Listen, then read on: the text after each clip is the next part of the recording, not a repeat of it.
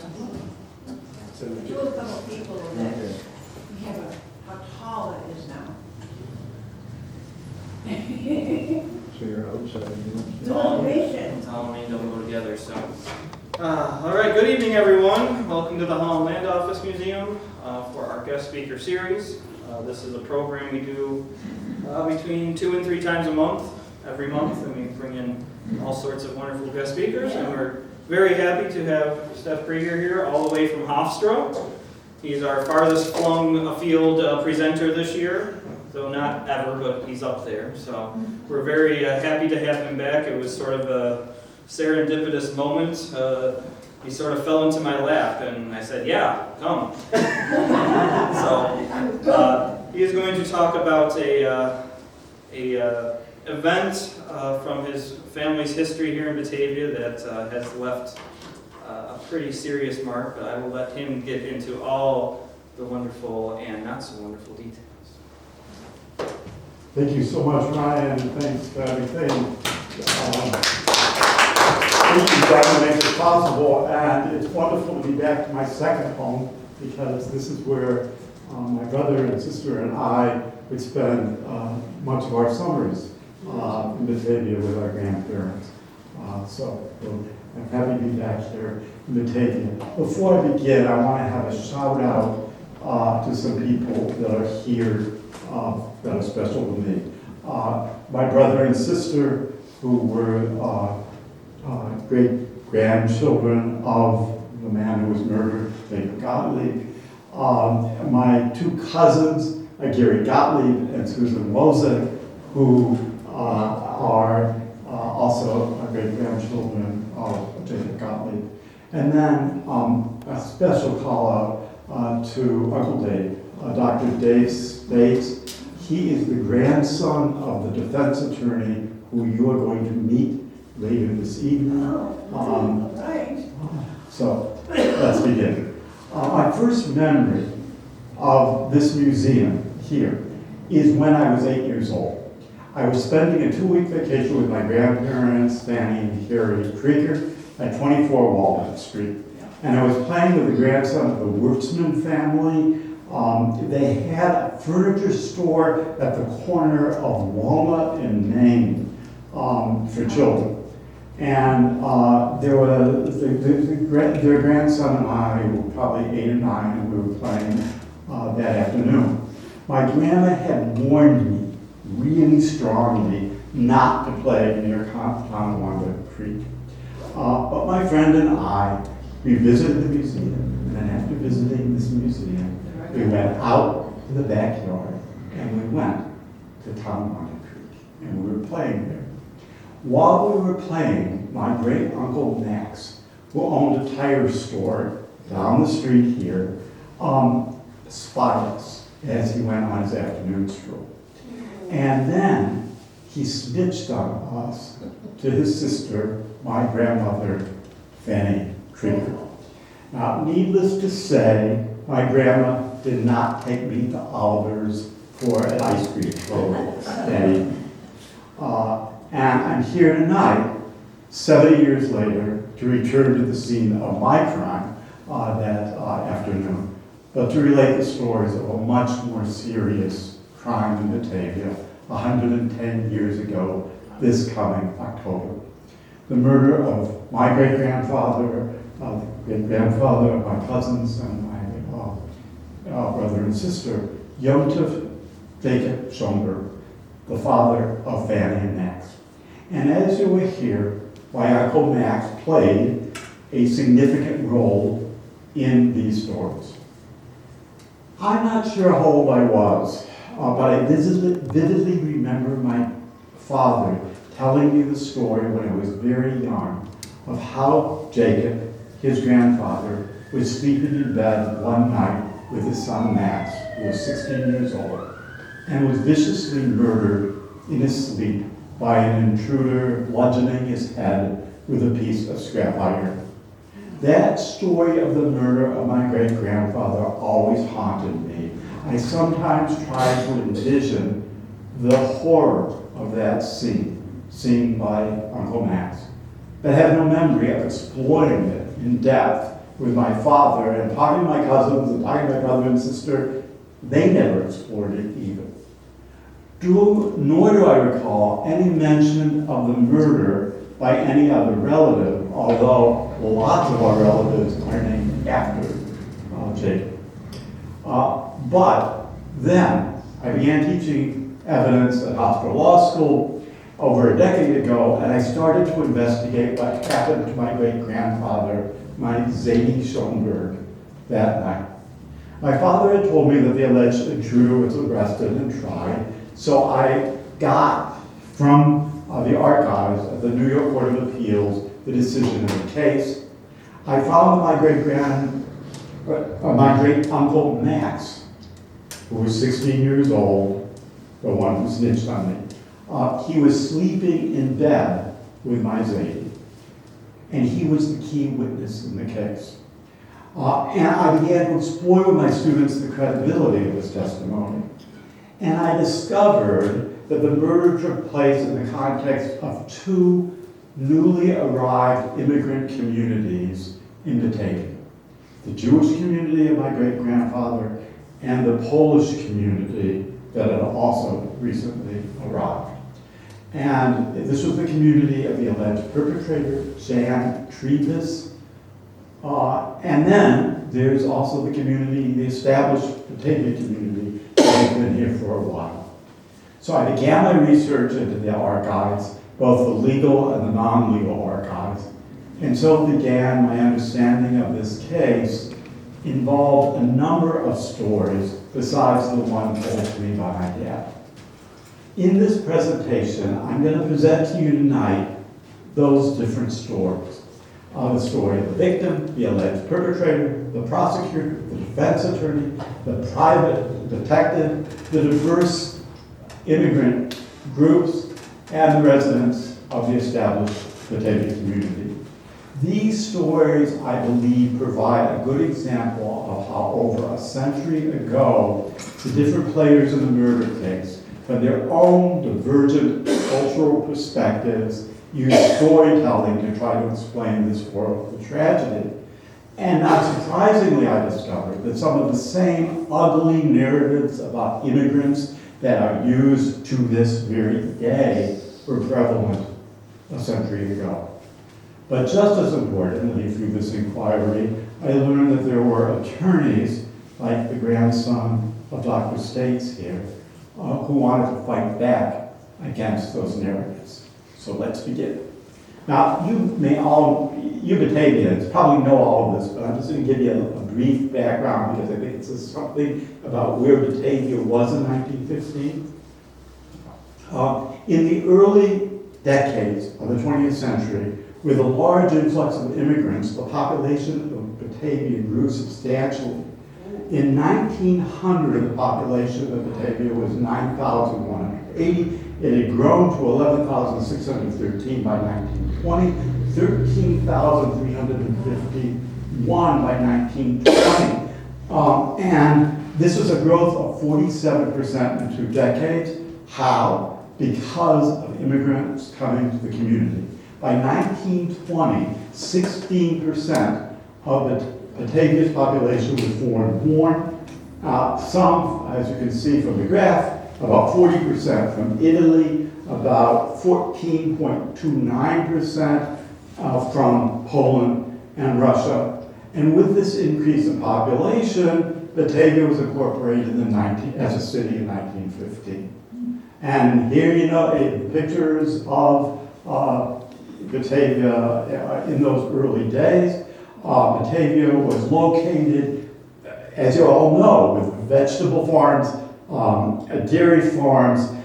It was on a major rail line. And starting in the mid-19th century, it became a small industrial town in the middle, in the heart of, Nancy Harris, in the heart of this agricultural area.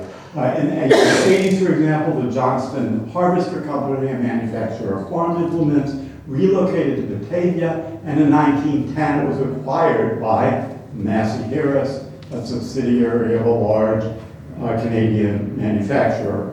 And in the 19th century, the E.N. Rowell Box Company, remember the Box Company? Began operations manufacturing medicine and cosmetic boxes. And as the county seat, Batavia was the home to the Genesee County Supreme Court building, a courthouse, where Jan Trybus was tried for the murder of Jacob Schoenberg. Now let's talk about the victim of the crime and the alleged perpetrator. Jacob Schoenberg, and I'm sorry, I have looked, I've asked my cousins, and we cannot find any pictures of him. I'd love to find him. All we have is his grave in Rochester, New York. He emigrated to the United States in 1893, apparently, like some immigrants today, for economic opportunity. He lived in New York, Rochester, and moved to Batavia before 1897 and applied to be a United States citizen in 1899. It's unclear why he came to Batavia from the Ukraine. It appears that this was part of chain migration, which we know about today, families coming together, and there was a large group of our family that came to the Rochester area, so they ended up in Western New York. Here's the immigration papers, the naturalization papers, and as you can see, it is signed. The notary is the defense attorney, eventually the defense attorney for the alleged perpetrator. As the district attorney noted in his opening statement at the criminal trial, Jacob Schoenberg has been a resident of the city for upward of 18 years. With one exception, he was here as long as any Hebrew. He was one of the Hebrew nationality. He had a wife, 5 daughters, and 1 son, all of whom lived in a house on the west side of Liberty Street. And then he went on to say that Jacob was one of the best and most favorably known men of that nationality here in Batavia. Here's a photo of my great-grandmother Schoenberg. She's the wife of Jacob. And there's the house at 138 Liberty Street. We visited it earlier today. It looks very different 150 years later. Yomtov was a junk dealer. In those days, immigrants, especially Jewish immigrants to small towns, got into the junk business because it was economically easy. They didn't have to have much capital to get into it. And he would peddle junk on his wagon to the farmers in the area. And as his son, Max, testified at trial, he peddled bread in Batavia, Hebrews, and Poles. And in the junk business, my Zadie had his own brush with the law. As you can see, he was accused of buying junk without a village license, which seemed to be some of the quality of life crimes that the police were going after in Batavia in those days. He wasn't the only one that was fingered, as you can see from the article on the right. This integration, and so through this junk business, he became integrated into the community, and this is a wonderful story. This integration is reflected in a big event which occurred in the Schoenberg family. It was the wedding of my grandmother, Fanny Schoenberg, to Carrie Krieger, my grandfather. And apparently from a review of the Daily News at this time, this wasn't only a momentous occasion for my family, but also for the wider Jewish and non-Jewish communities. As the Daily News reported, over 500 Jews and Gentiles attended the event in Brown's Hall, wherever Brown's Hall is, maybe somebody knows here.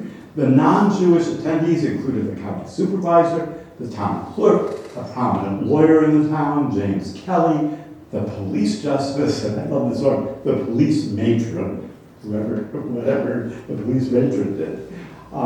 The aspiring reporter really went out of his way to describe what happened at this major event.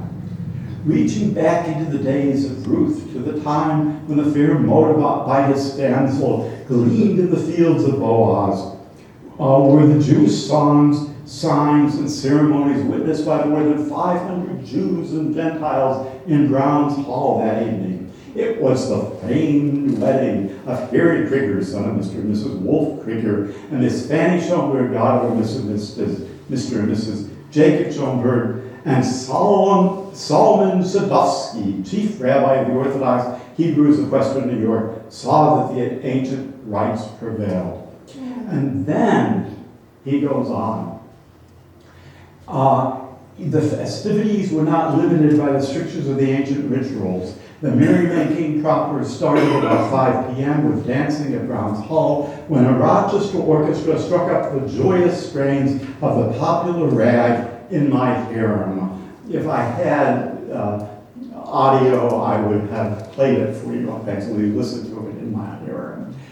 There were gowns on Yiddish maidens, which were a far cry from the pictured modes of the days of Ruth, Naomi, Esther, and the other ladies of Talmudic times. Some of those modern maidens, too, danced the tango tangle, the ivy clean, the come to me kid, and the like, which was even said to antedate Old Testament days.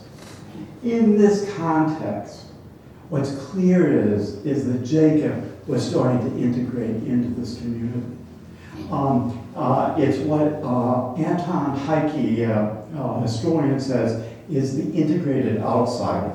On the one hand, the district attorney refers to him as one of the most favorably known men of the Hebrew nationality, but you look at this description of the wedding, and these folks weren't just dancing the hora, they were into what were the top 10 hits of it was 1912 at the time.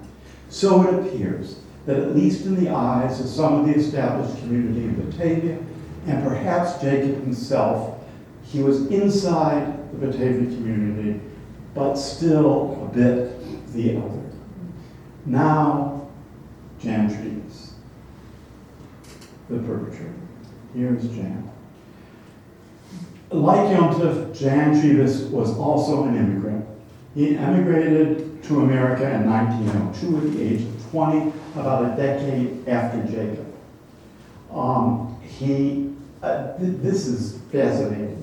He grew up not far from near a town called Szano in Galicia, which at the time was in the Austro-Hungarian Empire. Today it's in Poland. Szano had, at that time when he was growing up, a population that was 54% Jewish. Jan was a Roman Catholic. On the ship's manifest, which I was able to find, his occupation is identified as a day laborer. I've searched for naturalization papers for him. I don't think he ever applied. In 1898, when Jan was 16, anti-Jewish riots broke out through Galicia, including in Szasno. And as Daniel Onosky, a historian of the riots, argues, the riots were in large part economically motivated, with peasants attacking Jewish property, especially taverns. No Jews were killed, but the property damage was significant. And Onosky relates one story which will be interesting when we get to what happened here. The peasant beat the owner of the tavern and yelled, beat this dragon because he has money. In 1915, the year of the murder, Jan was 33 years old. His folks were still in Galicia. Galicia was in the midst of World War I. He lived in Batavia, hanging out at the home of another Polish family, the Jerzalskis, who had changed their name to Miller. And he lived with his friend Mike Miller. Here is the Miller home. At some point, I don't know the exact date, and a little more than a year prior to the murder, with a headline, "Officer found a Pole drunk and he was locked up and fined." That's Mike Miller. Among his friends, Jan was called John Galicia because he came from Galicia. Between his arrival in America in 1902 and the murder in 1915, Jan had acquired a fairly substantial rap sheet. Here's the rap sheet. If you look at this rap sheet, you will see that these are all property crimes. There were no attacks on persons, on other folks. But he was sentenced a number of times. One of the trials, actually, he was tried by the DA who tried him for the murder, and he was released in May of 1915. Finally, Jan had a reputation for being, as the trial transcript put it, intemperate, drunk.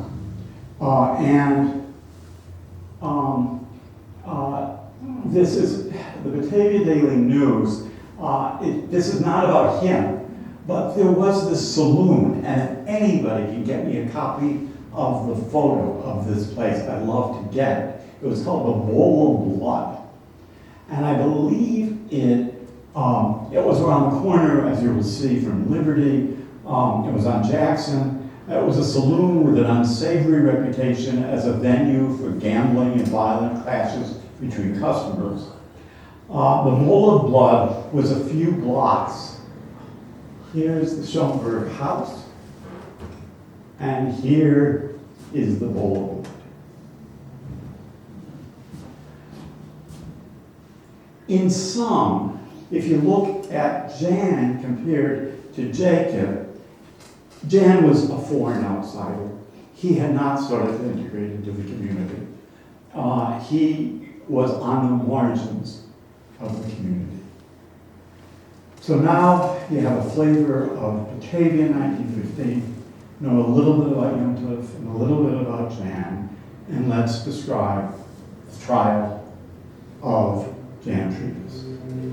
The trial took place on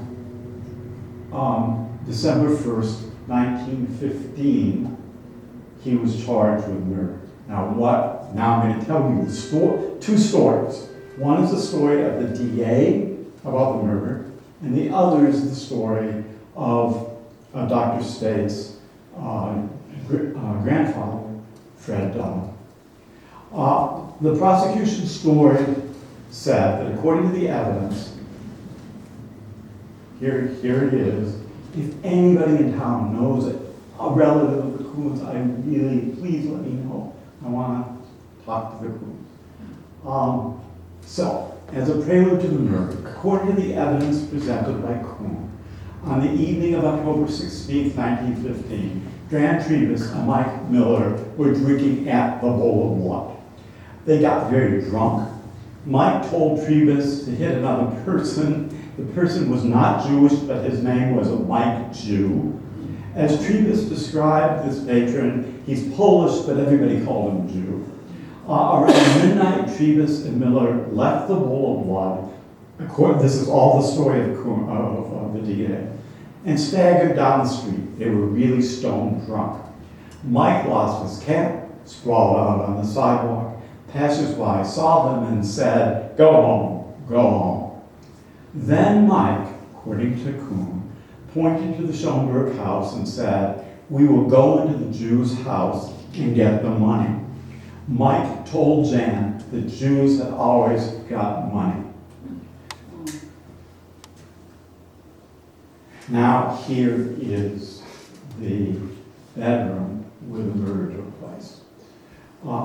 At this time, about 4 a.m., Jacob Schoenberg was asleep in this bed next to his 16-year-old son, Max, on the first floor of the house. The bedroom was off the living room.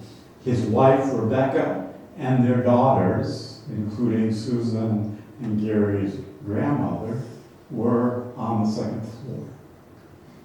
Here is the downstairs. There's no electrification in this house in 1915. There was a gas lamp in the sitting room, and then there's a bedroom with not any light at all. Stone drunk, according to the DA, Trybus, with the help of Miller, entered the house through the bedroom window. Okay, here's the bedroom window that supposedly they went through. Here's that window, which still exists today without the shutters. And Mike handed him an iron bar. Now remember, Jacob was a scrap iron junk dealer, so he had in his backyard lots of scrap iron. Jacob turned around in bed. Trybus thought he saw him, so according to Kuhn, he bludgeoned Trybus. Trybus bludgeoned Jacob to death. Max, sleeping in the bed, woke up and pretended not to see the murderer. When Trybus went into the living room, he yelled out to our great-grandmother, Bubby, help, murder, mother, murder. Trybus came back into the room holding a revolver and said, shut up. Just a footnote here. There is no reference. This is the reference to the revolver. Nothing at all about a revolver ever being gathered as evidence by the police. And then Trybus came back from the living room into the bedroom and said, shut up, give me money or I will shoot you. Max told him that he could ask his mother or father for money, but he did not know where the money was. Max asked him what right he had to come into the house. Trybus said, shut up. At this point, Trybus heard some stirring upstairs. Probably one of our aunts was upstairs walking. Trybus got scared, jumped back out of the window. Max yelled out to his mother, "Mother, come down, something has happened to father." Rebecca goes downstairs, drags Jacob's body into the living room, and one of the daughters calls the doctor, who comes to the house. They call the police, and the police find this iron bar with blood on it. These are the early days of fingerprinting. There was no fingerprinting done. There was absolutely no DNA in those days. I have tried to get from the DA's office here that evidence to see if I can get the DNA. The evidence no longer exists. Here's the headline in the Daily News. In Kuhn's words, the crime shocked the people of the community and the Batavia police. They were you may have heard this from the Batavia police sometimes. Now, they say they were handicapped. They didn't have enough resources, so they go and they get in Buffalo a private detective, Thomas O'Grady.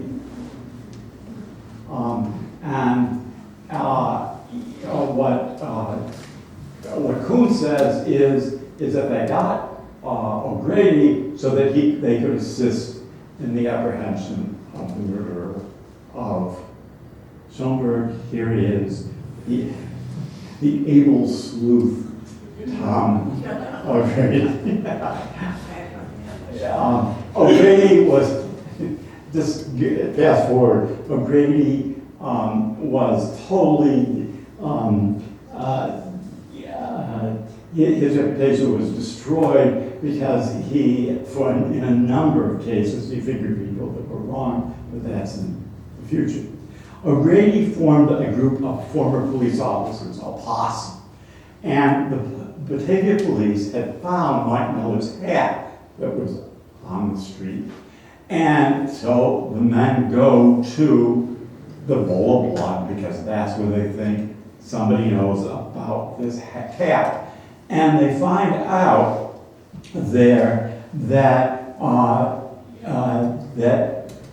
factory worker, Mike Miller, owned that hat, and he was friends with Jan Trybus.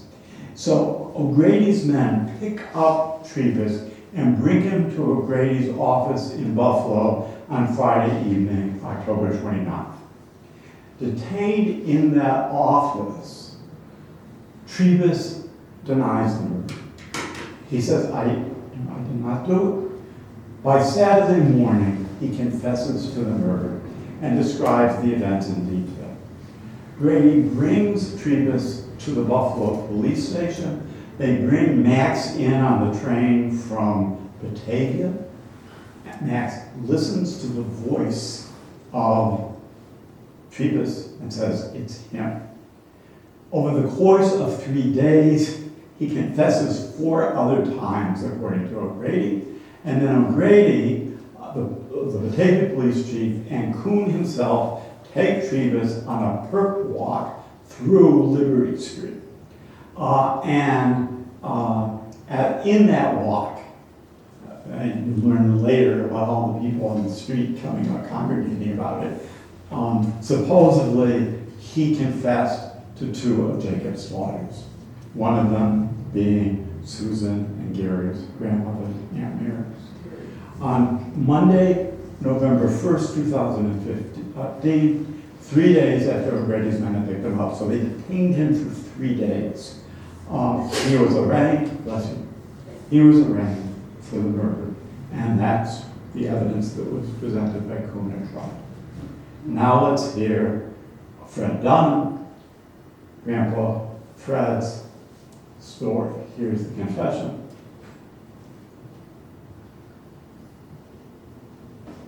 Here's the arrest, and he was taken to Liberty Street. Here is Dunham's story. Here is the defense attorney, Fred Dunham. Here is Jan Trybus. The court appointed Trybus. This was on the public dole, and he presented this counter-narrative. He challenged Max Schoenberg's identification of Trybus.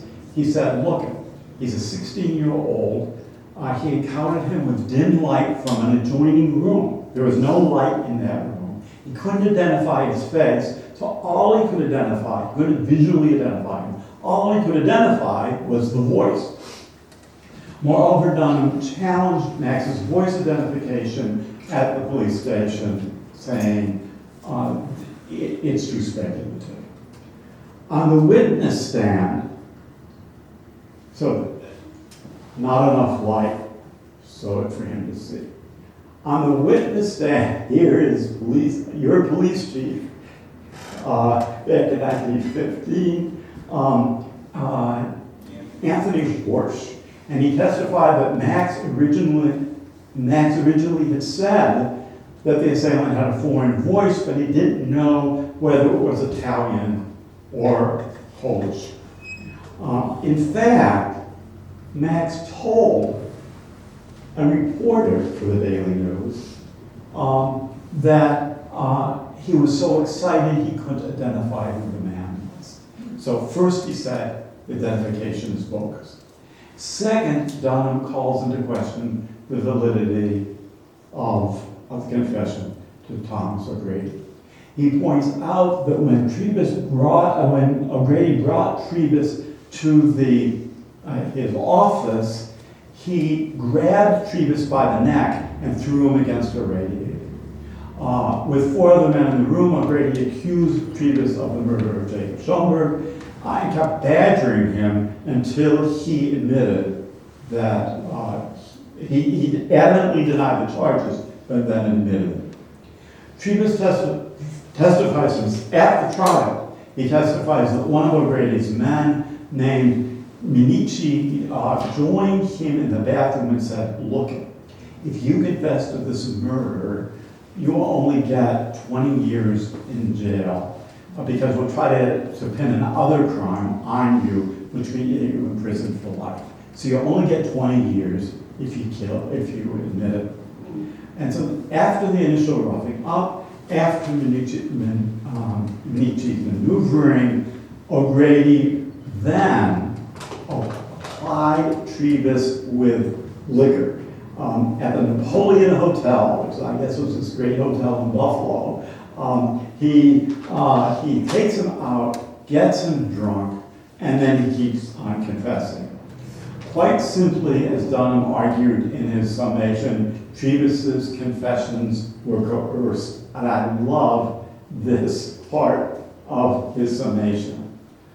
I wouldn't wish to slander Thomas O'Grady, but I want to tell you this. Between Judas Iscariot and Thomas O'Grady, I would rather have Judas Iscariot for a roommate, because Judas repented, but Tom O'Grady sat there in ghoulish glee all through this case, thinking of the time when he was going to be down there at Auburn prison and when he was going to be in the room and watch this boy electrocuted. Whoa. Really nice boy right there. Nice guy, huh? Yeah.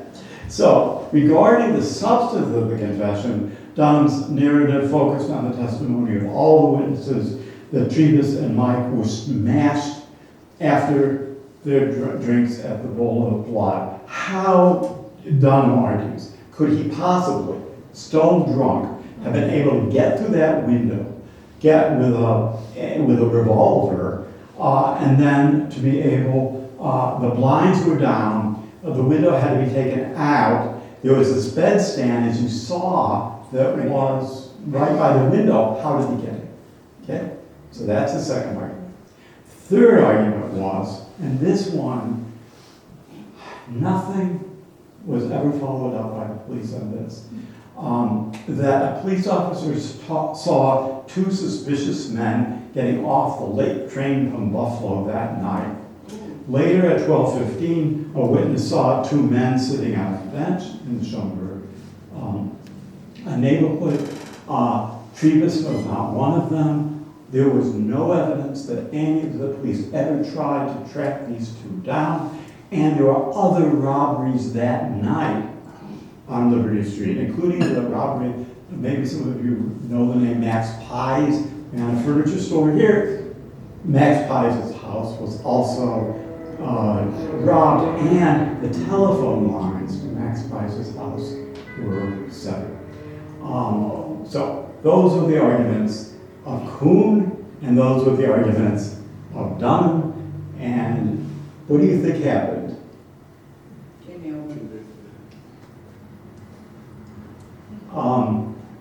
After a 6-day trial, the jury retired for deliberations at 11 a.m.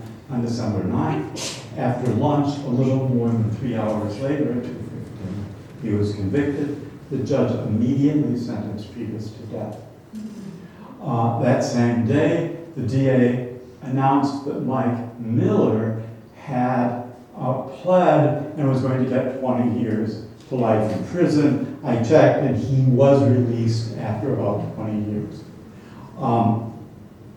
Dunham and his co-counsel immediately appealed the judgment to the New York Court of Appeals, which, as probably most of you know, it's the highest court in the state.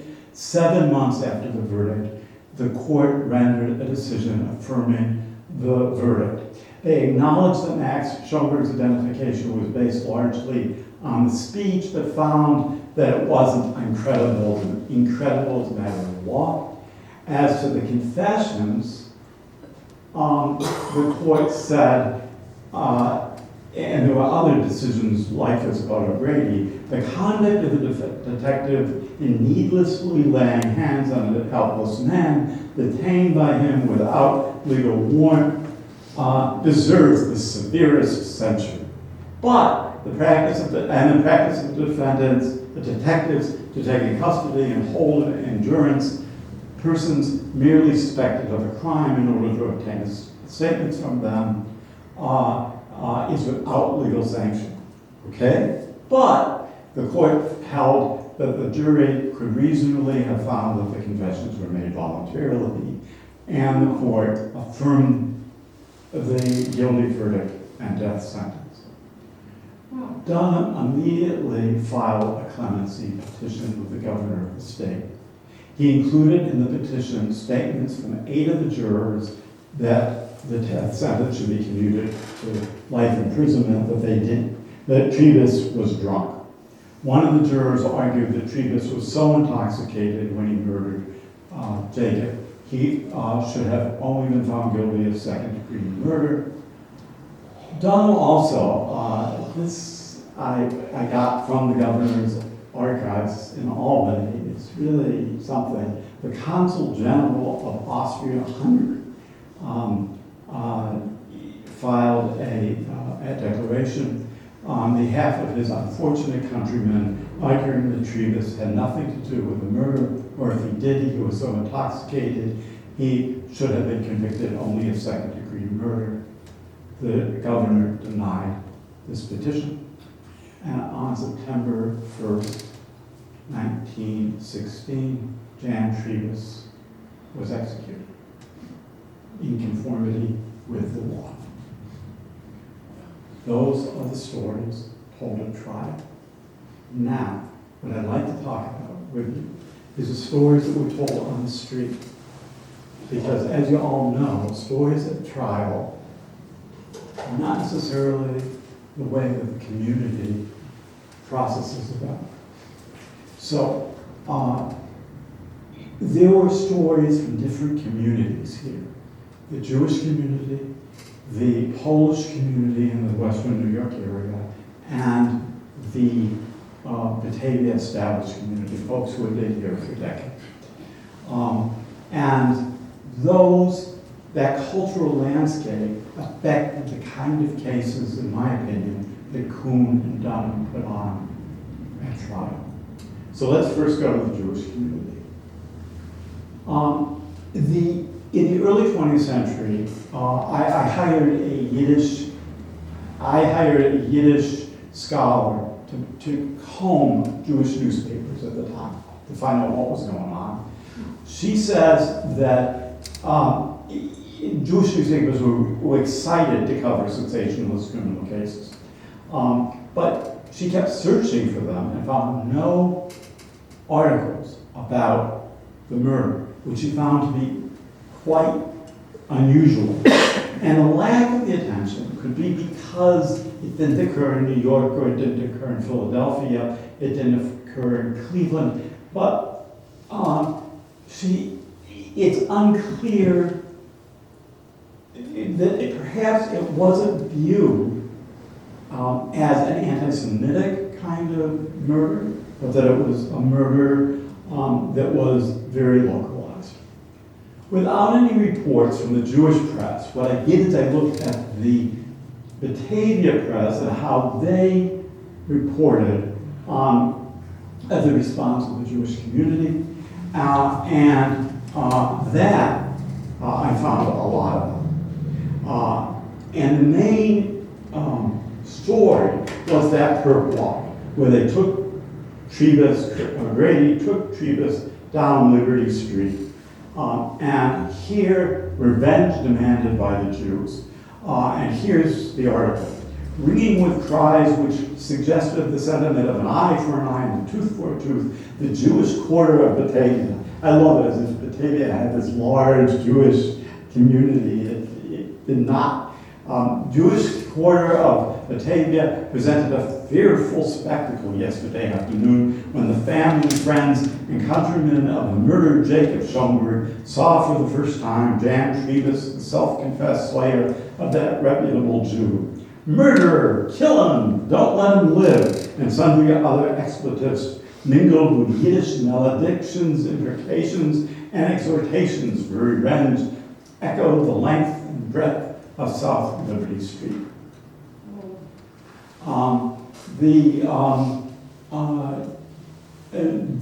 In the street, men, women, and children mingled with Italians. A Jew set up the cry, murderer, and there was a rush for Trybus, which frightened the officials and made them think for a moment that there was an organized plan to take the prisoner from them. Mrs. Schoenberg's grief and rage were startling. She set the example for the Jewish women to tear out handfuls of hair from their head and to utter piercing screams. Now, what this article to me reflects is the deep emotions of Jacob Schoenberg, rightful, deep emotions of Jacob Schoenberg's family and the crowd, but it also suggests a kind of empowerment of that Jewish community. They didn't see themselves as cowering victims. It felt it had a right to protest here in public in Batavia, even a right to revenge under American law. As described earlier about that wedding, these were insiders. They felt a bit like insider. And it appears, at least in the reportage of the Daily News, that there were no shouts about anti-Semitism. And that's even with what was going on in Galicia, or even the all Jews have money, that it was just vengeance for the murder. All in all, these Jews felt part of the community at large in Batavia. In contrast to the Jewish community, the Polish community, and this is, I hired a Polish scholar who went to the Polish newspapers, and these are in Buffalo. And there were a number of stories that objectively reported on the status of the investigation, and some were actually not very supportive of Trybus. One of them, according to reports from Batavia, Jan Trybus, who was proven guilty of the murder in the first degree, will die by the electric chair on August 28th. You've made your bed, now lie in it.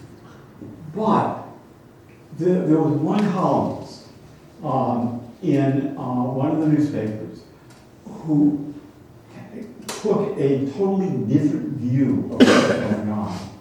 Jan Trybus, a Pole from Galicia sentenced to death for murdering a Jewish dealer in Batavia, New York, was executed by the electric chair yesterday in Sing Sing. Trybus committed the crime when completely intoxicated, and he did not confess to the murder. As he was sitting down in that horrible chair used for administering justice, he said to his girl, those that were gathered, "Pray for me, I will pray for you." And then this columnist goes on. Years ago, Gizlinski of Buffalo killed a police officer. He was intoxicated and executed in the same way.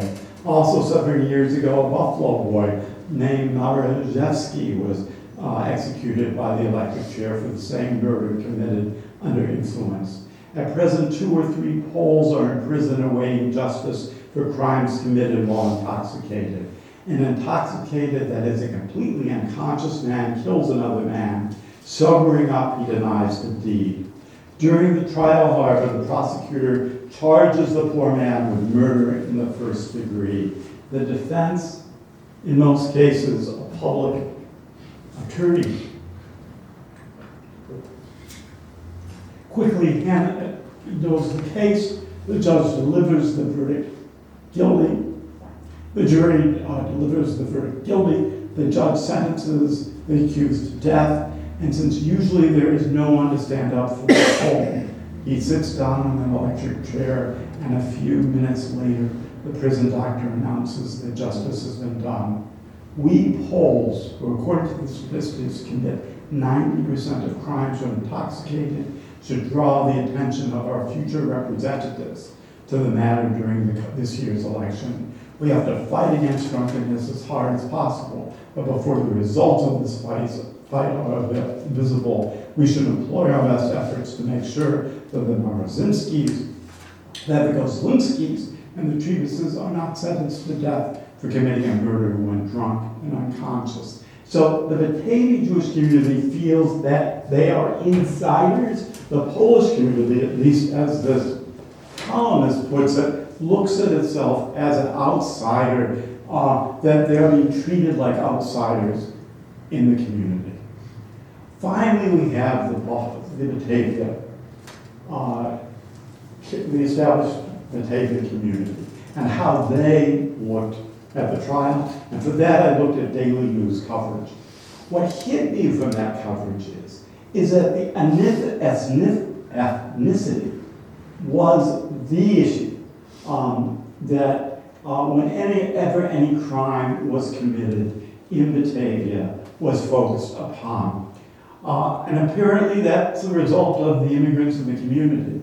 At the trial, there's 3 pages of the transcript I've taken up of some direct examination by the DA in which the men in O'Grady's posse are all identified by their ethnicity: Irishman, Italian, and German, Polish, and then the final crony, which I love, is William Ross. He was an American. No ethnicity. He was an American or a Yankee. The coverage was ethnic focused. The coverage of Jacob was, back to this revenge article, was at times sympathetic, and in one of the articles is actually a description of what Shiva is like, because the Schoenberg family was singing Shiva. But the headlines for the article noted that Jacob Schoenberg was well-to-do, a well-to-do Jew, which he was not. And the reporter described the reaction of one of Schoenberg's daughters to the murder. And this is one of our dear great aunts, who I love very much, but this is what she told the reporter: "Revenge is sweet," and this is what the reporter says, vehemently exclaimed one of Max's sisters, as her luminous dark eyes, typical of that ancient race, glowed like fiery coals. The police must catch that murderer. And the coverage of the Jewish community's reaction to the perp walk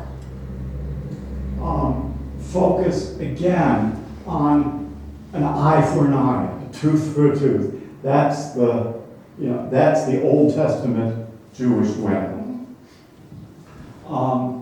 The officials who took Trybus to the scene of the fearful crime had difficulty in preserving him from the wrath of the ancient race that first taught the doctrine of retributive justice and laid the foundation for our law of capital punishment.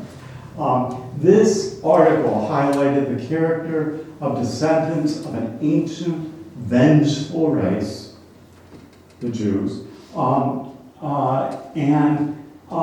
in this way, there's this kind of schizophrenia about how the Jewish community is viewed. From my reading of the trial documents, it's clear that the cultural landscape of these different communities inflected the stories that were told by Kuhn and Dunham at trial. Throughout the litigation of the case, District Attorney Kuhn played on the ethnic stereotypes of the established Batavia community to differentiate the acceptable immigrants from the bad ones. As I described previously, there were all these references to the ethnicity of O'Grady's men. But listen to the way he described Trybus.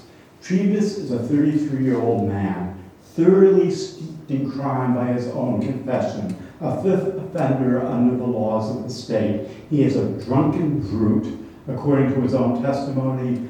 He is a man, according to his own confession, who has shot people, a man who has carried a gun, car burglar by true confessions, and you know what kind of character that is. And fully aware of the legally improper tactics of O'Grady, he defensively says that he justifies those tactics because he says if this crime had gone unpunished, we certainly ought to be removed from office, every one of us down I do not stand here and approve of everything that was done in this case, neither do I disapprove of it. We are not dealing here with a Sunday school boy. If you find this man guilty of murder, impose the judgment of death upon him. It is a horrible thing to contemplate, but I believe that this man should be sent to God to receive the judgment of the master. I believe it proper for the protection of society that he be removed from earth. Let us stand up and do our duty to the people, to the state, and to our master.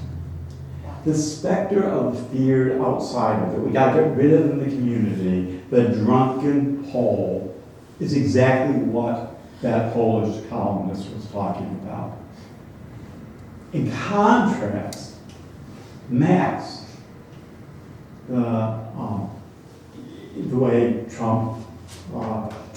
the way Kuhn describes him, says he is a 16-year-old Jewish boy born of a poor junk dealer.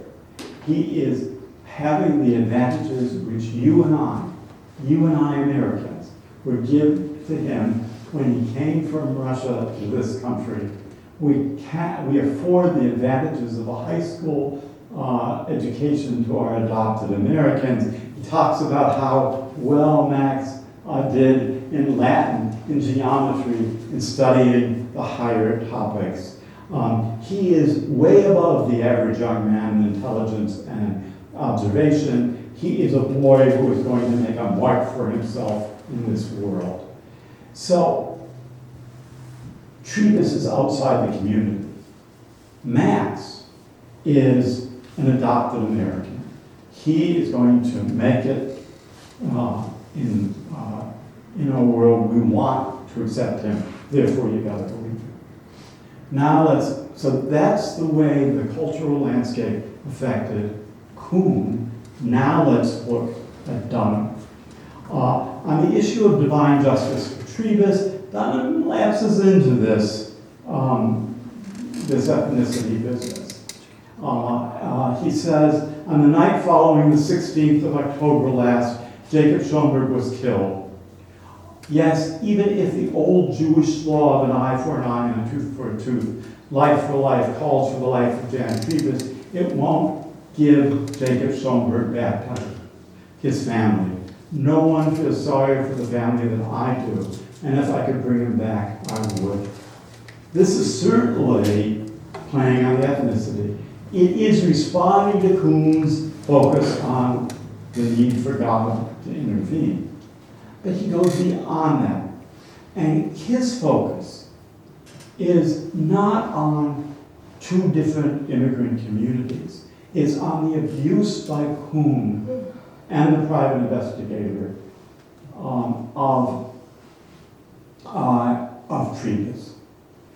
And this is a great line from his summation.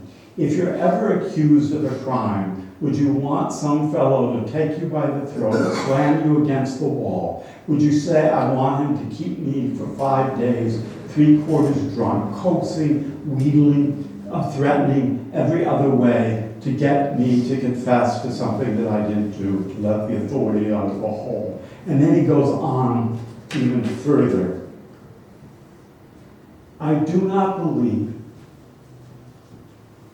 that convicting poor Jan Trybus, that boy that stands here, homeless, friendless, with just your hand and mine between, ushering him to the great eternity. I do not believe, gentlemen, that because his father and mother are living in that far-off land of Galicia, which has been ravaged by the awful war of Europe, and he is unable to get any word from them, that you are going to treat him less thoughtfully and conscientiously than you would if he was one of your boys. And then he drives home the point. This is the point about an outsider being, should be accepted. O'Grady's methods are peculiarly vicious and dastardly when employed in a capital case and against a defendant whose foreign birth, appearance, manner of speech, habits, and previous criminal record are against him already. The district attorney has no more right to contemptuously disregard the provisions of the law of legal confessions. In a case of a man who's of an accused, entirely irrespective of previous good character, reputation, or social standing.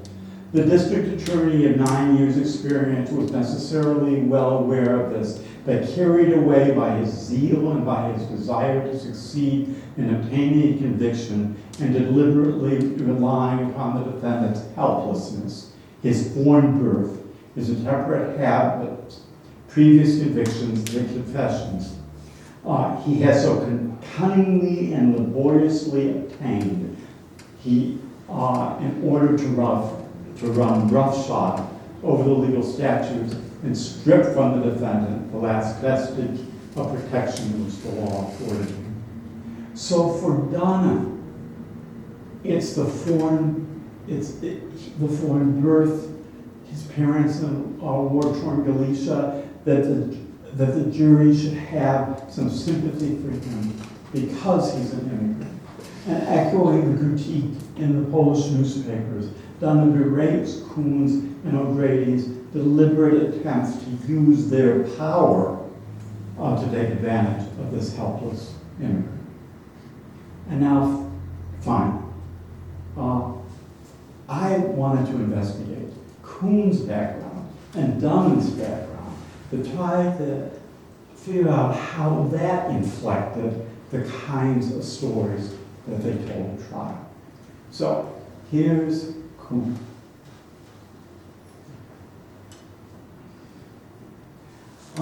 He was born in Batavia in 1876. He went to high school here. He then went on to Rochester Business University. His father was a lawyer, and in his footsteps, he became a member of the bar in 1899. 8 years later, he was elected as Genesee County District Attorney, and he, in 1916, was not renominated by the Republican Party. We will talk about that in a minute. Here's his biographical sketch that I think he wrote himself in 1925. Through the intervening period of 26 years, he has been actively engaged in law practice in Batavia, where his clientage has assumed extensive proportions and has connected him with considerable important litigation. His fidelity to the interests of his clients is proverbial, but he never forgets that he owes a higher allegiance to the majesty of the law. 3 decades later, in the 1940s, he publishes an article in this magazine called True.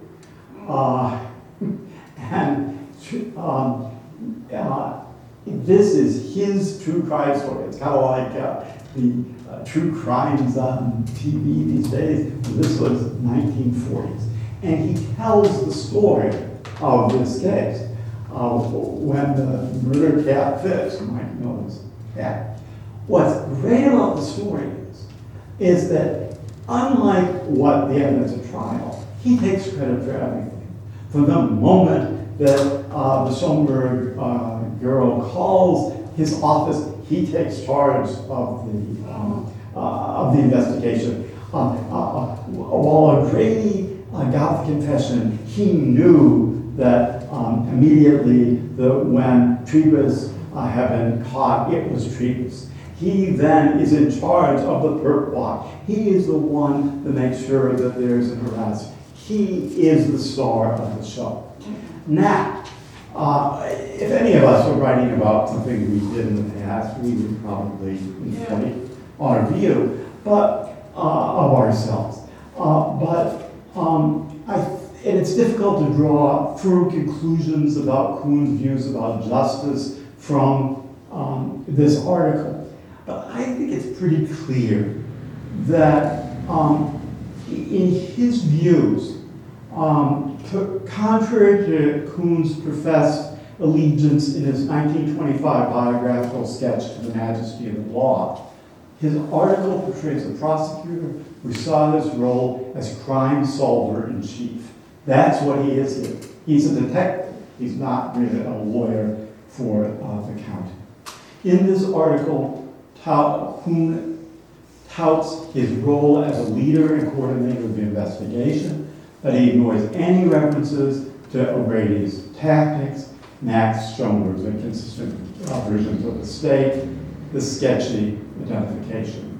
And while it's understandable that he wants to frame the article as a true crime where he is the hero, nowhere in it did he step back and question the reliability of the evidence or give the counter-story. Instead, as Kuhn admits in the article, as soon as he heard Jan Trybus' name, he jumped to the conclusion, it's him. Kuhn's closing arguments references to immigrants then clearly reflects his own views about the justice system.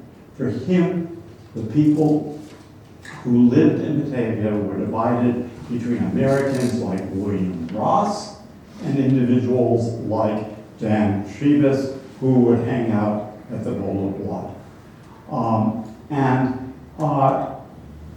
That Batavia needs, in his view of the majesty of the law, to be protected at all costs from these immigrants. Now let's look at Grandpa Dunham,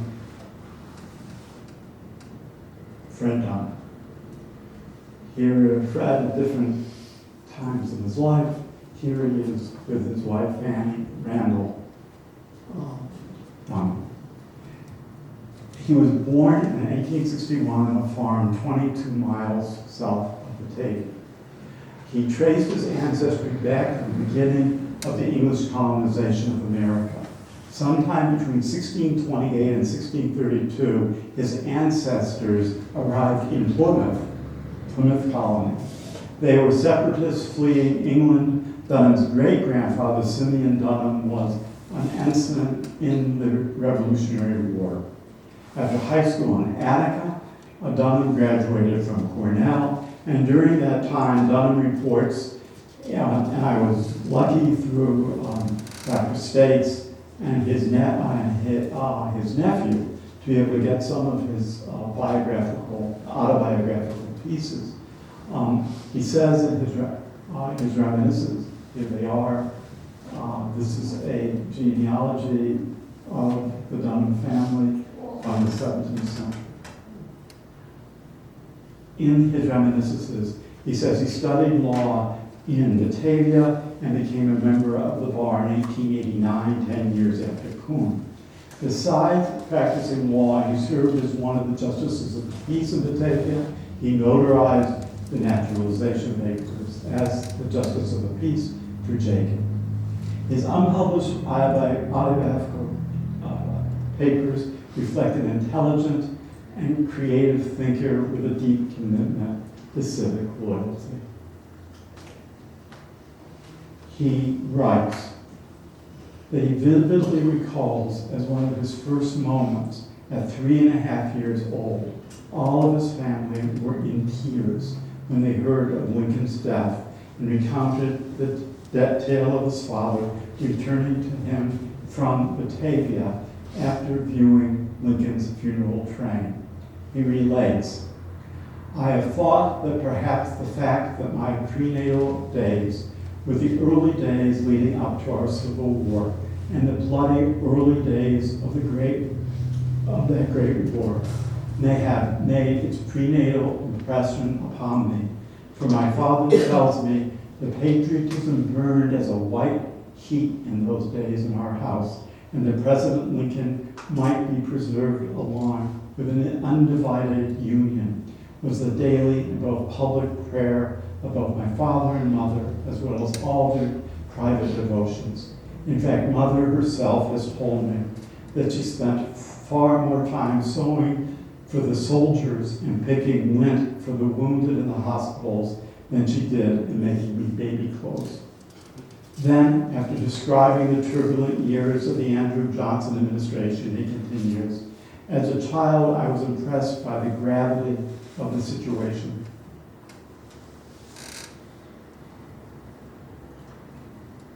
And the fractional bitterness which developed between sections of the Republican Party and which was fostered by the Democratic Party.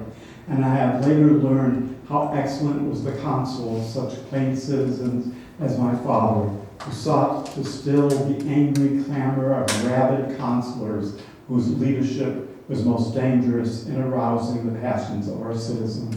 Thank God that my excellent father and mother permitted me to get some of this early training, which helped me to think and to get some light on the great problems which confronted this nation, and which have continued to interest me, and which helped greatly later in my education as a citizen's preparation for work as an American.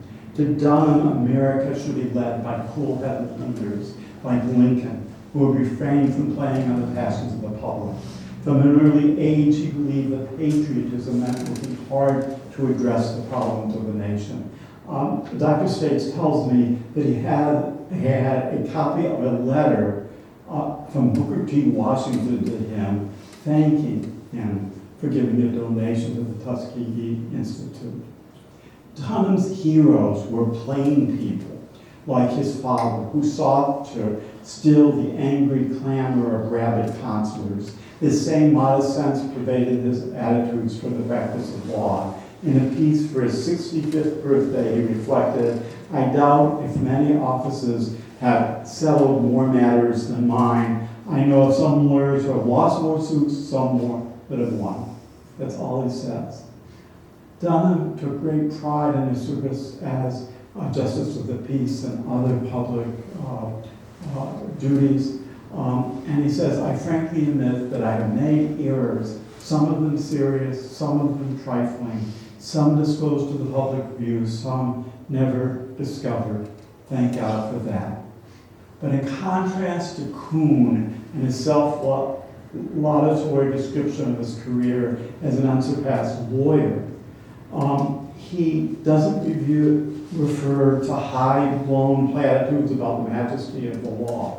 What he says is that, I love this line, one of the best things that ever happened to me, wait, do I have that here? No, I don't. One of the best things that happened to me was that I failed to be nominated for district attorney. And it was probably a good thing for Genesee County as well. At least I never knew of anyone having any large measure of grief. And I guess I was about the only fellow in the county who was disappointed. Dunham's beliefs about the citizen's role in American society and the practice of law reveals more of the underpinning, some of the underpinning of his arguments for Trybus, because of his family's heritage, but certainly because of the impact of the Civil War. Dunham strongly believed that in America, where communities were united and not susceptible to the winds of popular rancor. For that reason, he asked the jurors to consider Trybus as a human being, not as a drunken brute. And indeed, he entreated the jury in Lincolnesque language that they should treat the case as if the life of one of your boys or your brothers was at stake. And his excoriation of Kuhn was his attack on Kuhn's contemptuous views toward the rule of law that he believed so highly in. While it could be argued that Dunham was merely employing the rhetoric to help a client, it's clear that you can find in what he did after the trial how important it was that he continued to assert the rights of the rule of law. After the Court of Appeals affirmed Trybus's conviction without any compensation, he sought to locate Trybus's relatives in Europe to provide support for him. He tried to recruit a humanitarian organization, an anti-death penalty organization, to help in averting the execution. He obtained the 8 jurors letter saying, don't execute him. These were far beyond the call of duty for him. He did it without compensation or reward. Perhaps, though, Dunham did eventually get some vindication. While there's no direct evidence, and if anybody here knows anybody in the Republican Party in Genesee County, I would love to see the records of this, because it appears that Dunham and James Kelly, Mike Miller's lawyer, might have played a role in ousting Kuhn as a candidate for the Republican Party district attorney in 1916. It appears from news reports that Dunham and Kelly were leaders in the Republican Party in Genesee County. In less than a month after the execution of Jan Trybus, Kelly defeated Kuhn. The lawyer, Mike Miller, defeated Kuhn in the Republican primary. So, folks, in conclusion, I've shared with you the stories about my Zaydish murder at trial, the different Batavia communities, my family, these stories about the justice system told by Kuhn and Dunham. But what about my own story? Where am I in this? Through this research of the trial record and other archival material, my story of the murder of Yomtov Schoenberg, my Zaydi, has been transformed. When I was a child in my imagination, I saw this forbidding, faceless, tall man enter my Zaydi's bedroom and bludgeon my great-grandfather to death. My father told me that the motive was money and that a national publication, I guess that's true, had visited the Schoenberg house immediately after the murder and described my great-grandmother, my Willie, laying on the floor in hysterics, in tears. I still have those images in my mind. They comport with the story told to the jurors by Kuhn trial. But when I began teaching evidence, I sought to dig deeper into the case. So first I read the Court of Appeals transcript, decision affirming Trybus's conviction, and then sat down with the record in the case. The first issue that I identified was the eyewitness identification by Max. It was only what he heard, what he listened to, and it raised big issues under the evidentiary rules. Every semester I have a great time with my students, and when I give it, I have them mesmerized, because I tell them the story of my great-grandfather's murder, and then I talk about this. He heard him and identified him. Is that enough evidence to be able to convict? In this teaching moment, my story was quite abstracted from my family history and became an academic exercise. And then when I started working on this project, I sought to answer the questions whether the evidence supported the conviction, whether or not Trybus did it. Like any trial lawyer, I read the trial transcript closely. I discovered that Trybus's multiple confessions were superficially strong evidence of guilt, but I looked at the photographic evidence. Could he really have gotten through that window with the iron bar and with the gun? Why did he kill Schoenberg? Because all he wanted was money. Why immediately did he shoot him? And after Max had previously told the police that the voice could have been from an Italian or a Pole, should the court have really accepted his identification? Modern scholarship on confessions shows that 84% of false confessions occurs after interrogations of 6 hours or longer. Trybus, it was days that he was interrogated. And additionally, the language of the confessions is so articulate that for someone who was an immigrant, it's really questionable. I spoke with a forensic linguistic expert at Hofstra, and he says that unless Max really knew, had known Trybus, he probably didn't understand him. He could not really identify him. And Probably. He would not have written, given how long he had been in the United States, he couldn't have written such articulate kinds of confession. But my deep dive into the case had a surprising outcome. I'm no longer convinced one way or the other that Trybus committed the murder. Nor was I focused on the technical evidentiary issues of an academic that I've used in my teaching. Rather, I became very interested in the stories told by the attorneys, especially Fred Dunham.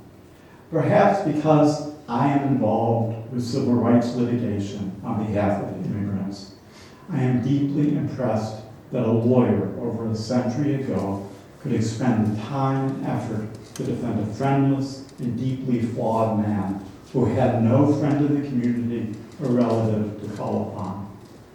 But something in Dunham's vision of an America compelled him to zealously give Jan Trybus the representation he deserved. Perhaps because, unlike my guardian Zadie and my grandma Fanny, I no longer am an integrated outsider. Thank America that I am now an integrated insider. My mindset in conducting this research has focused not on the Jewish immigrant ancestors, but on a lawyer with a Yankee heritage who tried to live by the values of Lincoln. And this is what Dunham said in one of his last reminiscences. I do not believe the world has much regard for a lawyer unless he succeeds, and the price of that success is sometimes pretty high. It is my honest conviction that none of my fellow lawyers can ever conscientiously call me a great lawyer. It is my hope that some of them will be willing to concede that I have tried with varying success to give honest advice to clients who sought my services. At least to me, Dunham is the hero of this story. After reading the case record, I have doubts about the guilt or innocence of Jan Trybus. I still do. But I have no doubt that Fred Dunham's lawyering in the Trybus case was a model for me and hopefully for all of us on how we live up to our American values. Thank you very much.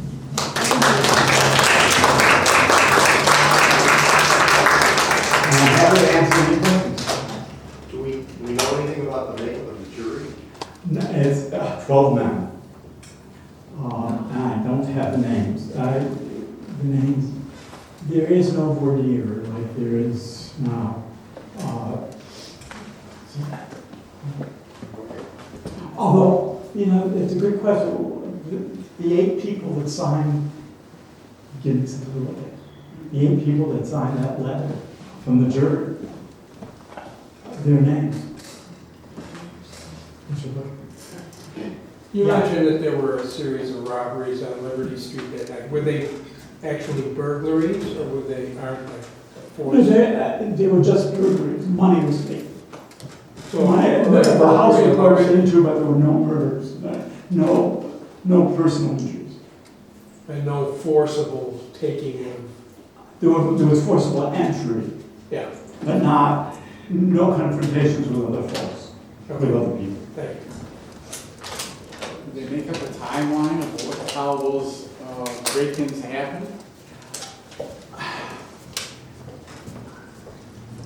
I don't think there is one. I can look at the Daily News because they have one article on it. They occurred around that same time. I'm not sure when the first one was, but there were like 4 of them, and that the telephone lines were cut. I don't know. My estimation, I don't think drunkards do that. This was pretty good. Anybody else? The phone lines to this. The phone lines for homes were cut. Yeah, phone lines for homes were cut on Liberty Street. Yeah. Why is that? I'm sorry? Why is that? I'm not sure, but I think what folks, they were trying so that they couldn't call in to say that there was a robbery.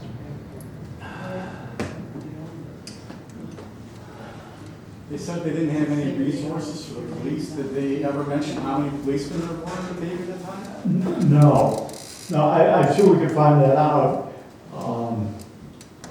I think that, you hear about prosecutors today that when there's pressure from the community to find someone, that they really go out of their way to finger somebody. And I think that's why they got O'Grady. I was talking with a colleague who says that this was standard procedure in the early 20th century, that private detectives would be hired by police.